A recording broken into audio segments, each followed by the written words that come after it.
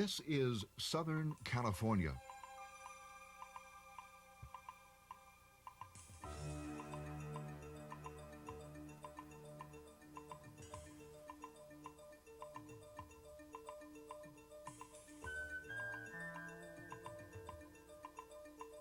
For many, this place is as much a state of mind as a geographical location.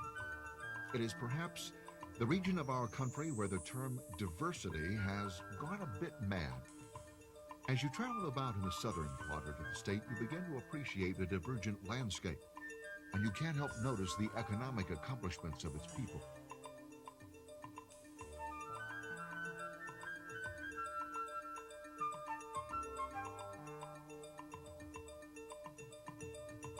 From the glistening beaches that dot the Southern California coastline to the stark beauty of the inland desert, California is a land of contrasts. It is also a land of superlatives, from the highest peak in the lower 48 to the first landing on the west coast by Europeans. This region has been welcoming immigrants for centuries. It is here we begin our journey through the land of make-believe and 2-hour commutes.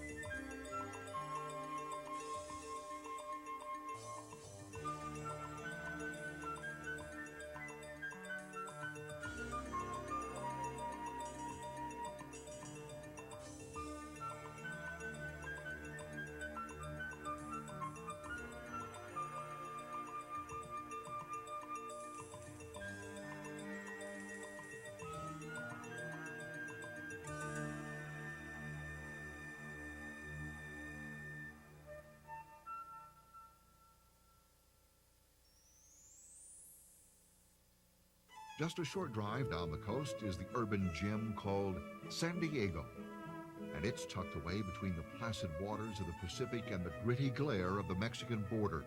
It is the furthest southwest corner of America. It is here our journey begins in earnest. It is only appropriate since San Diego is where California has its roots, where the first Europeans began their explorations in 1542.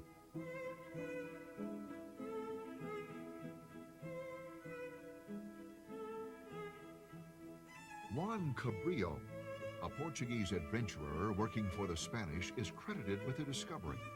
A national monument bearing his name overlooks the harbor where his original landing was made. Ironically, more than 2 centuries would pass before Cabrillo's employers took much notice of his discovery. Not until 1768, and then only under the threat of encroachment from Britain and Russia, did the Spanish crown order colonization of what is now California. The flavor of that original settlement is preserved in the Old Town section of San Diego. Most of the buildings date back over 150 years and have been carefully restored. A walk through the area is like a journey through time. Modern San Diego, however, is a vigorous, thriving community of over 1 million souls. It is one of the nation's fastest growing and most livable cities. It is also a visitor's paradise. With an average daily temperature of 70 degrees, many consider it to have the perfect climate, and deciding what to pack is not a problem. Nor is the array of things to do. This once sleepy Navy town slumbers no more, but the atmosphere remains relaxed and casual. Throw a rock in almost any direction, and you will hit some of the most beautiful golf courses ever designed. For those whose sporting blood is more sedentary, try your luck on the daily double at Del Mar. As you might expect, water plays an important role in both the economy and the easygoing lifestyle of this city, which is home to one of the largest fleets of pleasure craft in the world. There's not much time to think about the cares of the workaday world when tacking a course across the sparkling bay. And a mellow stroll along the Embarcadero yields a treasure trove of nautical lore. You can almost smell the exotic aromas of bygone ports of call as you climb aboard the Star of India at the Maritime Museum. Standing on the quarterdeck of this tall ship provides a panoramic view of the harbor and the other turn-of-the-century vessels which are anchored here. They, along with the other exhibits, provide a nostalgic reminder of man's bond with the sea. For the visitor who prefers to take matters into his or her own hands, there is also a large sport fishing fleet in operation throughout the year. You may be fortunate enough to spot a whale. Twice a year, these huge gray mammals trundle past the local coast on their passage to and from the shallow berthing waters of Mexico's Scammon Lagoon. More quiet reflection on nature's smaller wonders is available at the many tide pools which abound on the shore. Those at La Jolla Cove are particular favorites for amateur marine biologists. They offer a delightful outing for the entire family. All that is required is a small guidebook, a cheap collecting net, and a reasonably sharp eye. Not far from the cove is a place where the interest in marine science is far more serious, the Scripps Institution of Oceanography. The public aquarium is a fascinating and educational way to while away an hour or two. You can take a walk by a kelp bed, watch the flurry of activity at feeding time, or gaze at the variety of sea life on a coral reef, and all without getting your feet wet. But if you like your finny friends well-trained, SeaWorld on Mission Bay is a must. This 150-acre zoological park is an aquatic wonderland where the displays perform on cue. Even the killer whales look friendly in these surroundings, and a bevy of sea lions, otters, and walruses also strut their stuff.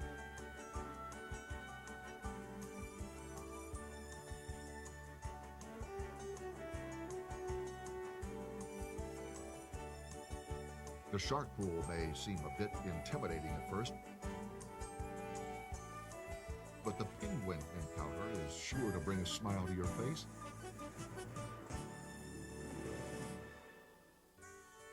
For the kids, there is a nautical themed playground, lots of rides, and even a dolphin petting lagoon.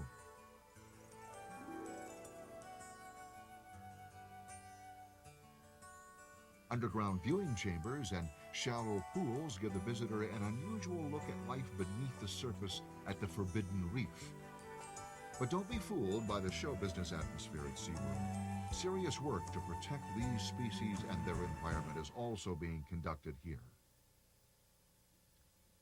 If your sea legs are not what they used to be, or you're just a landlubber at heart, Balboa Park may be more your cup of tea. Located near the center of the city, this beautifully manicured subtropical compound features 1,100 acres filled with museums, cultural centers, theaters, and recreational facilities, more than 16 in all. This collection of vintage automobiles is but one example. Classics, both modern and ancient, are kept in mint condition. In addition to those permanently housed in the museum, the wheels of the rich and famous are often on loan. Acquisitions such as this cord, which belonged to the inventor, are always being made, keeping the museum ever-changing and always a fascinating place to visit. Whether wandering through the cars at the Auto Museum or gazing at the displays at the Aerospace Historical Museum, or taking in a Shakespearean play at the replica of the old Globe Theater, Balboa Park has something for nearly everyone. The undisputed star in this galaxy of man-made and natural wonders is the internationally famous San Diego Zoo.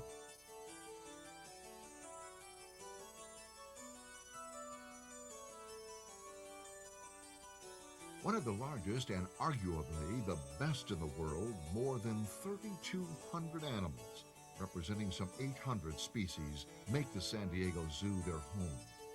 It is particularly noted for the many rare specimens which can be found here and the work being done to save them from extinction.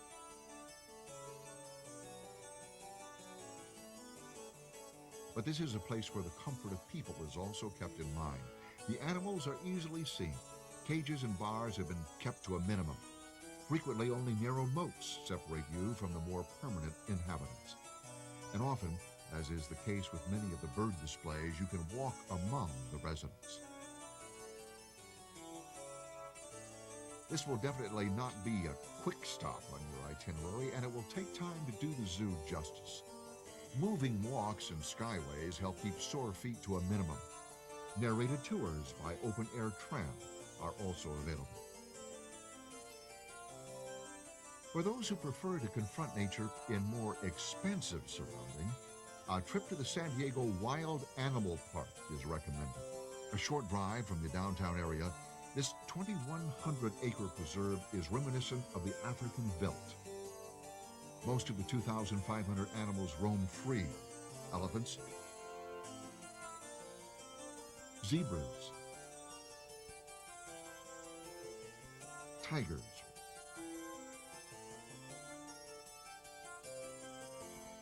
rhinos, and giraffes can be viewed as they would be in their natural habitat. A hiking trail meanders through the area, and the monorail tour is included in the price of admission.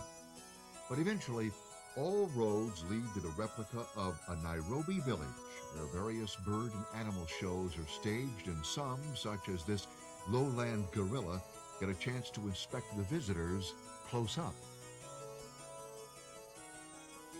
Continue driving east from the park, and in about an hour you will come to the edge of the California desert. It is a vast area which encompasses about a quarter of the state and is a recommended side trip while in the San Diego area.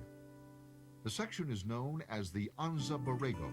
With over 600,000 acres, it is one of the largest state parks in the country. Large portions of the desert have been tamed by man. Bringing water to the area was a Herculean task, but now much of this sun-scorched earth has been turned into some of the richest farmland in the country.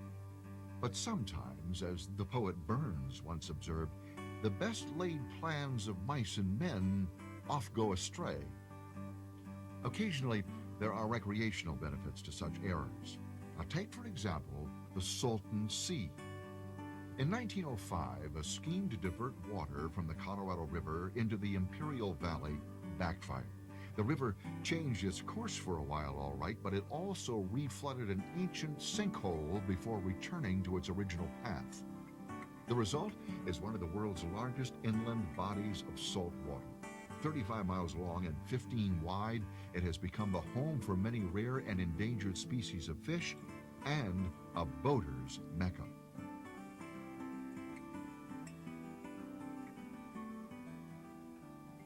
To the north of the Salton is another oasis which has been reclaimed from the desert, but the amenities of Palm Springs are a bit more refined.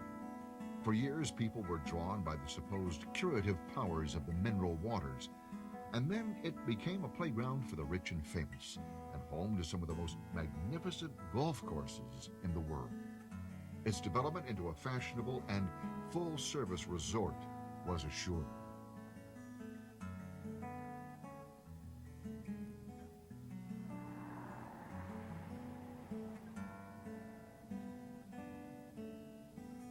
The aerial tramway affords a spectacular view of both the desert and San Jacinto Mountains.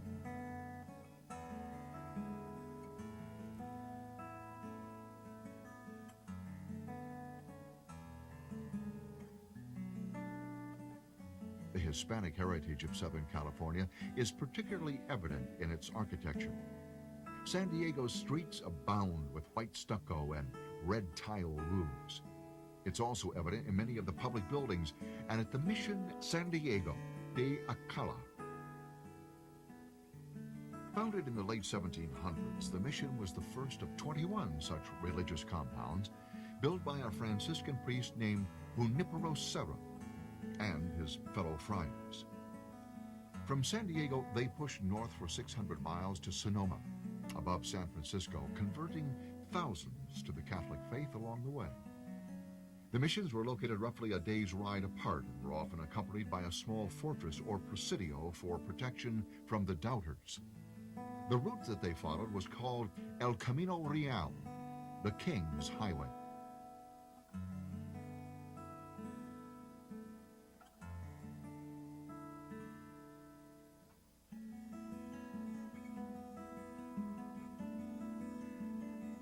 Perhaps the most famous of these religious establishments is the mission at San Juan Capistrano, about halfway between San Diego and Los Angeles. Originally, there were 3 churches at the mission, but the great stone church fell victim to time and nature. Now only the ruins can be seen. Built in its likeness was 7-domed church with a 100-foot bell tower, which serves the needs of the parishioners today. It is easily the most ambitious and elaborately adorned of the mission churches.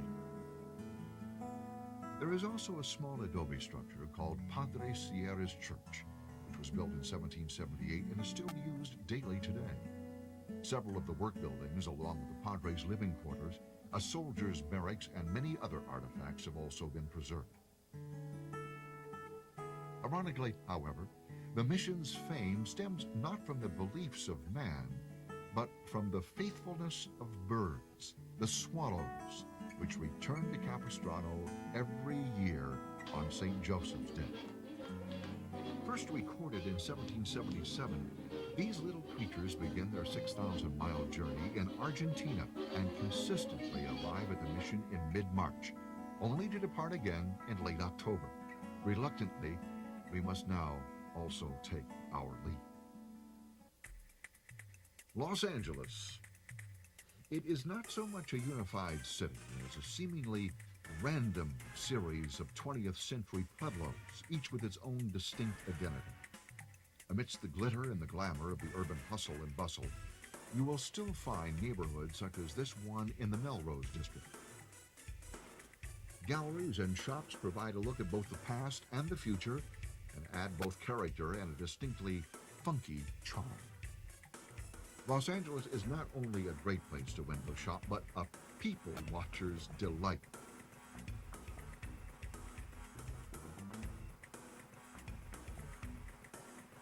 Frequently, it seems as if the only thing these enclaves have in common is the world's largest and most complex freeway system, which links them together. Often the system poses an intimidating mystery to the uninitiated traveler, but with a little study of the map book, the enigma is quickly solved, and there is no better way to explore this sprawling area than by car. Public transportation is about the only thing that hasn't been raised to a high art form in the City of Angels. Nowhere is America's love affair with the automobile more evident. It is symbolic of the Angelinos' way of life, so plan your trip ahead, keep your road map handy, and above all else, maintain your sense of humor. First stop is downtown.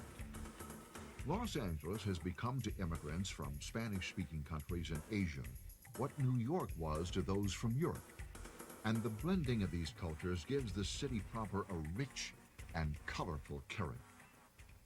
El Pueblo de Los Angeles provides a glimpse of Southern California's Hispanic roots.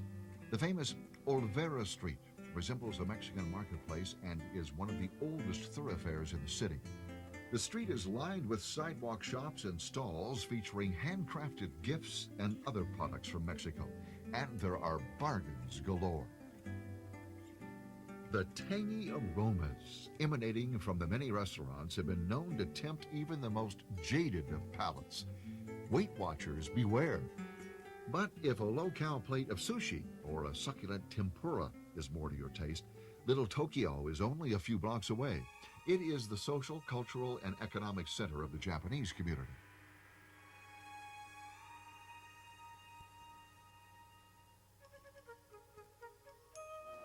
Trade is brisk, and there are 4 shopping plazas in the area. More than 80 restaurants mingle with the countless shops featuring Oriental goods.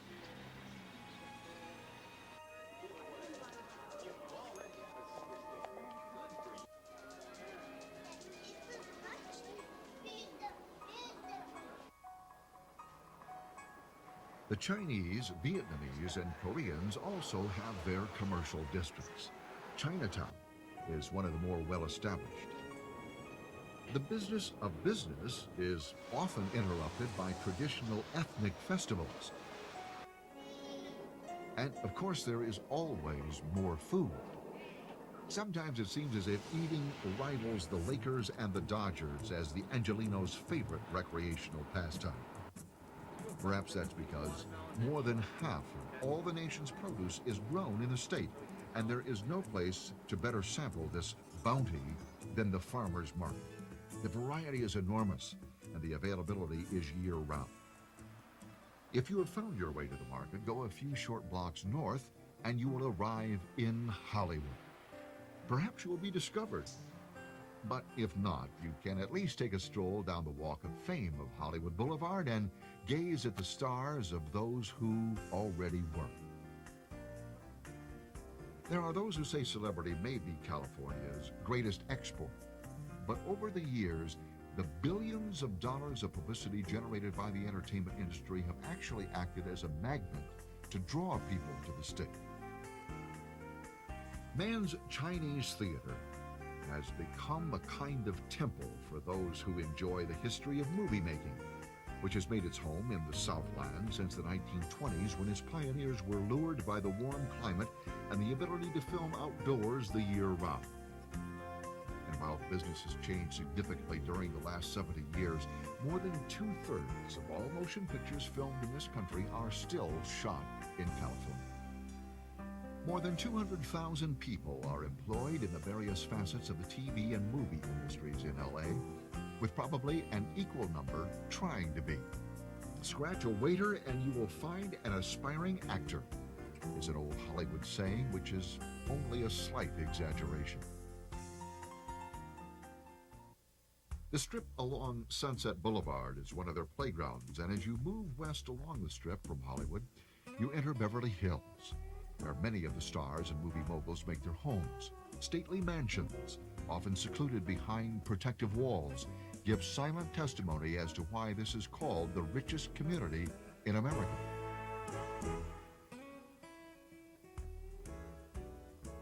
With this kind of wealth, it is only natural that one of the most expensive shopping areas in the world is also located here. At its heart is the chic Rodeo Drive, a surprisingly short street packed with exclusive boutiques, designer names, and elegant places to eat. Even if your budget does not permit you to live like the stars, you can still share the experience of the places they work.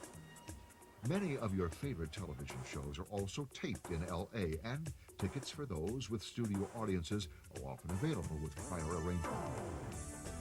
Studio tours, such as the one at the NBC facilities in Burbank, are also popular with those who are interested in what happens on both sides of the camera.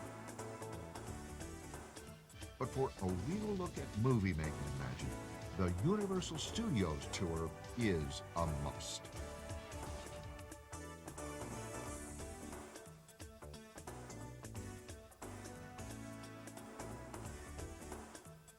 Actually, there are two tours. One is self-guided and features live shows and demonstrations of various stunts.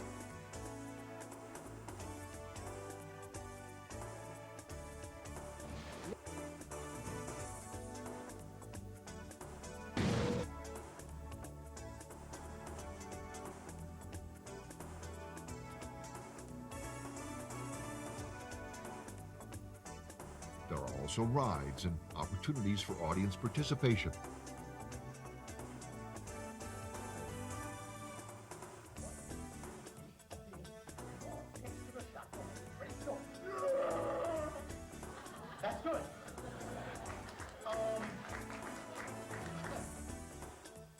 The tram and walking tour takes you behind the scenes of the working studio and shows how movies are made. Costumes, props, and sets are open for inspection, and there are even demonstrations of special effects, such as what it would be like to survive one of California's famous earthquakes.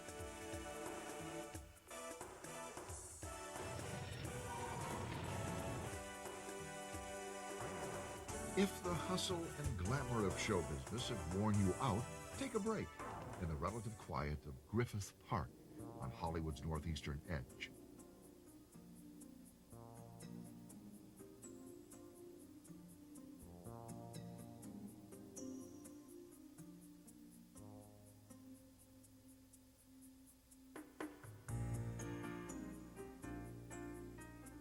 Here, stargazing of a different sort is the objective at the observatory and planetarium. On clear evenings, you can use the Big Twin refracting telescope to explore the galaxy which exists 1 billion miles away from Sunset Boulevard. Much of this 4,100-acre park has been left in its natural state with plenty of picnicking areas and hiking trails. However, the Los Angeles Zoo is also located within its boundaries. More than 2,000 mammals, birds, and reptiles are on display in the 113-acre facility. Hands-on exhibits are used to showcase these animals native to the Southwest in their natural habitat.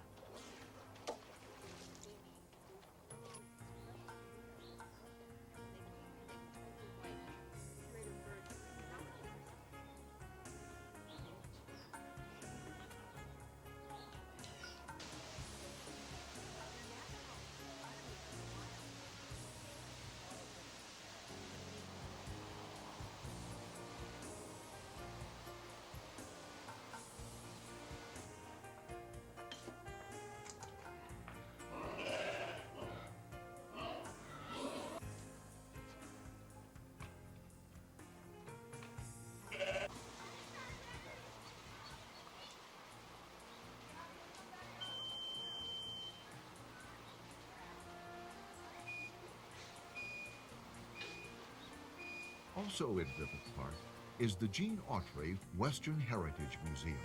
Paintings and artifacts depict the nation's westward expansion. It is only one of the many fine cultural facilities in the Los Angeles area.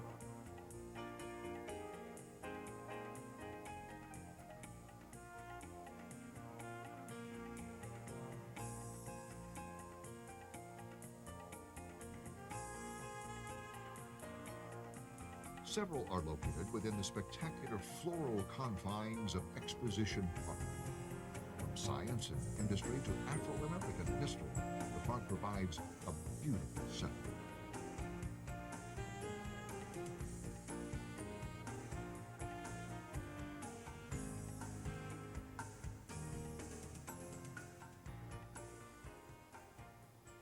The Natural History Museum on Exposition Boulevard features historic galleries showing life in California and the Southwest from 1540 to 1945.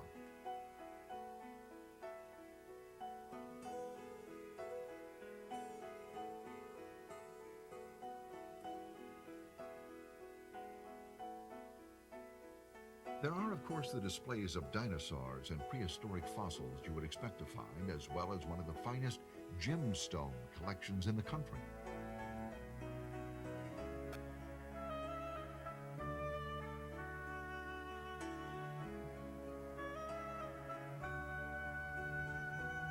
The Norton Simon Museum in Pasadena is noted for its exhibits of art from the early Renaissance period through the mid-20th century.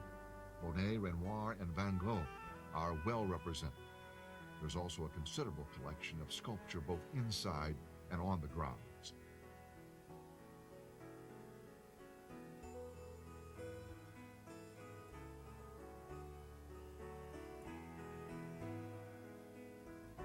If you want to take a little salt air with your art, try the J. Paul Getty Museum in Malibu. The building was designed to recreate the atmosphere of a Roman villa. It houses artifacts from that period, as well as ancient Greece. There is also a considerable collection of pre-20th century European paintings, sculpture, and manuscripts, along with an extensive collection of photography.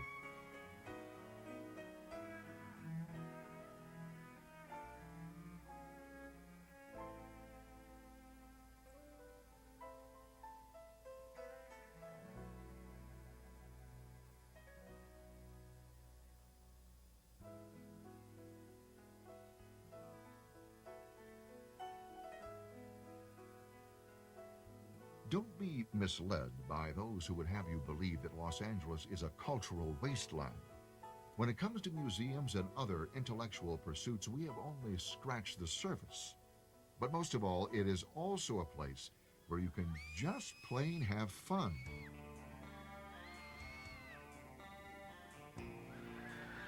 Whether it is a spine-tingling turn on the roller coaster at Magic Mountain or a trek through the wild water wilderness at Knott's Berry Farm, you can find something to satisfy the daredevil in you. The farm, located south of Los Angeles in the city of Buena Park in Orange County, is a popular family attraction which recreates the atmosphere of the Old West. The park features a number of theme areas, including a ghost town, Fiesta Village,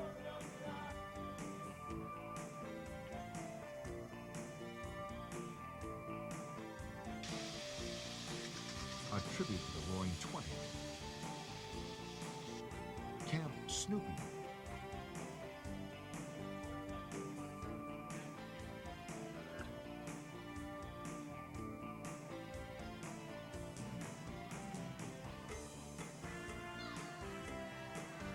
something called the Wild Water Wilderness.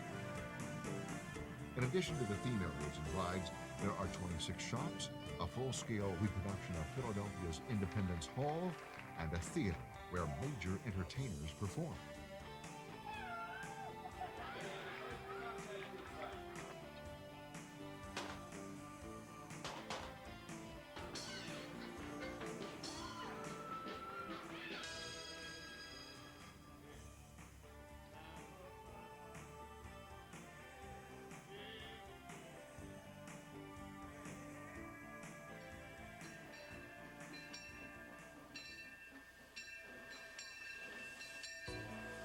Just south of the farm in Anaheim is the most famous family entertainment attraction of them all, Disneyland. Since its opening in 1955, more than 300 million guests have joined in the fun and watched the park grow and continually change to its current 60 exhibits and thrilling rides contained in 8 magical lands created by Disney Imagineering. In Adventureland, the Jungle Cruise remains a popular way to explore the wonders the folks at Disney have created in the jungle.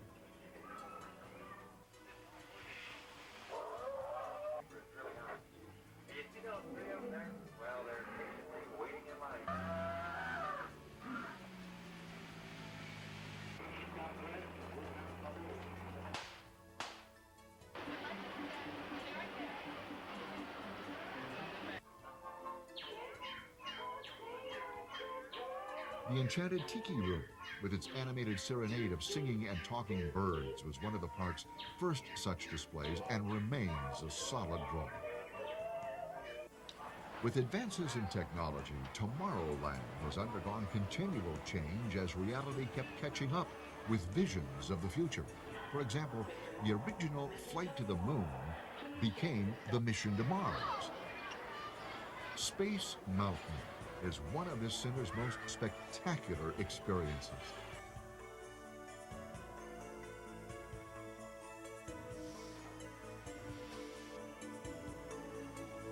For whimsy of a different sort, a visit to Fantasyland is a must. It's a Small World has been entertaining families since its creation for the 1964 World's Fair in New York.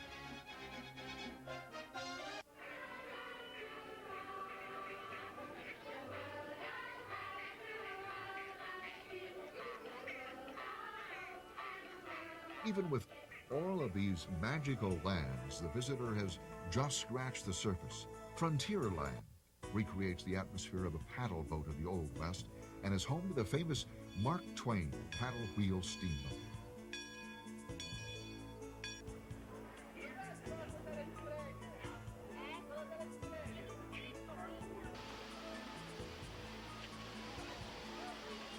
Critter Country is one of the newer theme lands in the park and features Splash Mountain, where you can experience the tallest drop ever built for a water flume attraction. If you're up to it, the 5-story descent takes less than 2 seconds.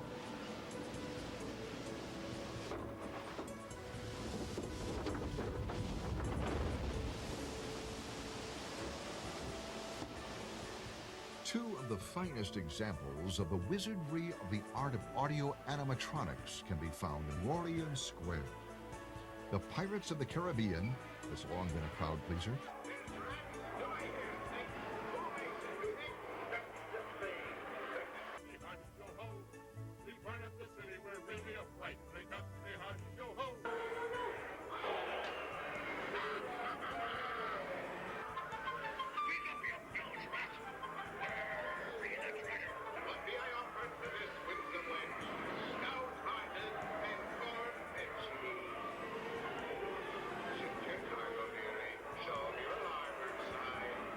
And the new Haunted Mansion, with nearly 1,000 electronic ghosts and goblins, brings its own special brand of humor to the park.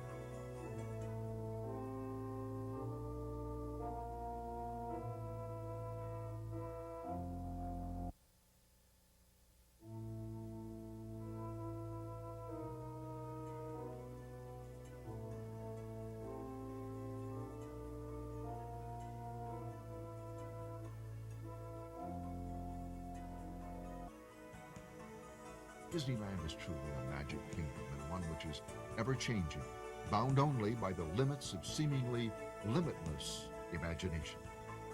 Each visit, something new seems to pop up to capture your attention. However, there is one thing which remains constant, and that is the helping, cheerful courtesy of the staff, which is determined to ensure that everyone has a great time. While a tour of Disneyland can be consuming, there are a number of other attractions in Orange County in the South Bay area of Los Angeles which are worthy of your attention. Long Beach is the home of the Queen Mary. The Queen Mary is one of the largest passenger liners ever built, and while it is now permanently moored at the pier, it is far from dormant. A self-guided tour gives the visitor a sense of the luxury which greeted passengers making the long Atlantic crossing in the more sanguine days before the advent of the SST. The Long Beach area is also one of the many convenient points of debarkation for Catalina Island, which can be reached by either land or sea. 22 miles off the California mainland, the sheer cliffs and rugged interior of the island have changed little since its discovery by Cabrillo in 1542. In its early years, it was a base of operations for pirates and smugglers. Now it is a peaceful and elegant resort which coexists with a unique and fragile wilderness.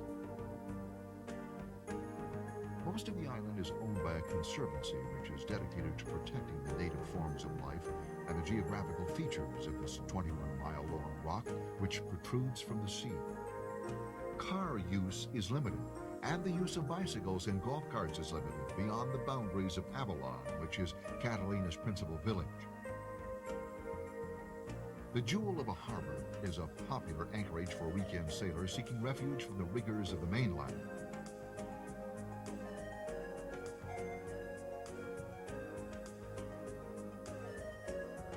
Fishing, golf, and tennis are popular activities, and there are numerous tours of varying types available, ranging from the museum and the casino and famous Avalon Ballroom to wildlife of a different sort. Glass-bottomed boats offer a fascinating view of undersea gardens and the marine preserve. On some of these tours, you can actually feed these denizens of the not-so-deep.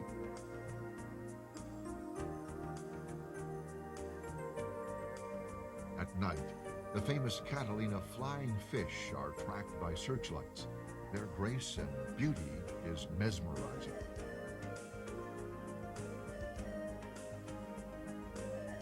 There are a lot more efficient ways of making the 400-mile journey from Los Angeles to San Francisco, but none is more scenic than the drive north on Highway 1.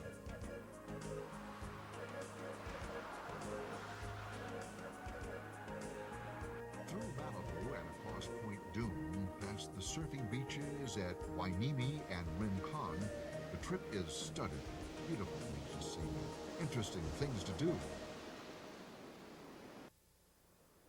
Resting comfortably amid this scenic splendor is Santa Barbara, one of Southern California's foremost vacation spots.